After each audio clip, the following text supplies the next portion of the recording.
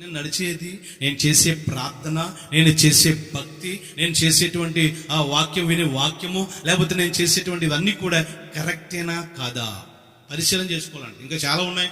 దేవునికి వాక్యమునంట దైవ గ్రంథమును పరిశీలన చేసుకోమని వాక్యం ఉంది. పరిశీలన చేయండి వాక్యాన్ని. ఏదో చెప్పేస్తే నేను చాలాసార్లు చెప్పాను, మనం ఎవరు ఏది చెప్పినా నమ్మొద్దు, కానీ ఈ పరిశుద్ధ గ్రంథంలో ఉన్నది ఎవరైతే చెప్తారో అదే మనం నమ్మాలి. దేవునికి స్తోత్రం చెప్పండి. అంటే ఎవరైతే చెప్పినా మనం నమ్మేయకూడదు. ఈ రోజుల్లో చాలా నానా రకాల బోధలు వచ్చేసినాయి. నానా రకాల బోధల్లోనూ నేను అనేది ఏంటంటే, ఇందులో ఉన్నటువంటి బోధ ఎవరైతే చేస్తారో అది కరెక్ట్. ఎవరు ఏది చెప్పినా కరెక్ట్ కాదు.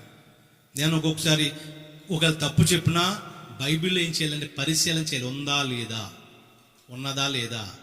ఈ బైబిల్లో పాస్టర్ గారు చెప్పేటువంటి వాక్యం ఉందా లేదా, బైబిల్కి వ్యతిరేకంగా చెప్తున్నారా ఏంటి. మనం ఈ బైబిల్ గ్రంథంలో ఎవరైతే చెప్తున్నారో మనం పరీక్షించి ఇది కరెక్టా కాదా అనేటువంటి విధంగా ఉండాలి. పురాతన మార్గంలో చూసుకుని మన మార్గం సరైందా కాదా పరిశీలన చేసుకోవాలి.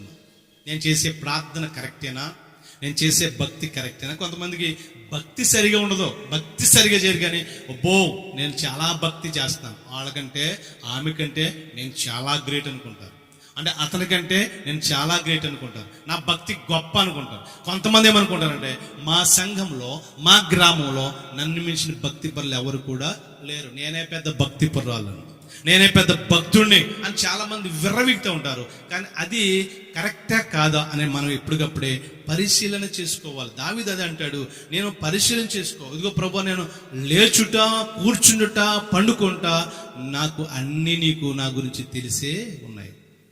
మన గురించి ఒక్కొక్కసారి మనకే తెలియదండి, ఒక్కొక్కసారి మనకే తెలియదు మన గురించి, కానీ మన దేవునికి మన గురించి అన్నీ తెలుసు.